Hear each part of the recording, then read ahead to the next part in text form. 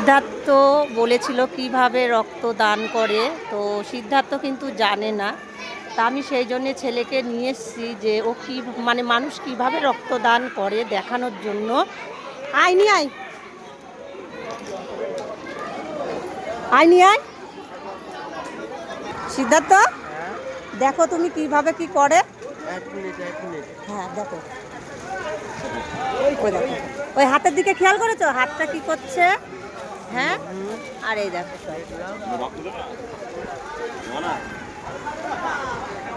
দিবি রক্ত তুই সিধু?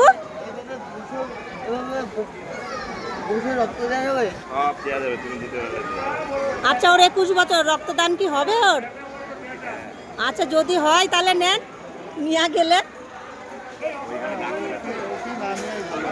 হ্যাঁ, ও ওরকম মানুষ তো, এমনি বলছি। তো এই যে ছেলেকে কিন্তু দেখালাম কিভাবে কি হয়। সিদ্ধার্থ দেখলি তো? হ্যাঁ, চেষ্টা করব যতটা অল্প অল্প করে ওকে কিছু দেখানোর। দূরে তো কোথাও নিয়ে যেতে পারবো না,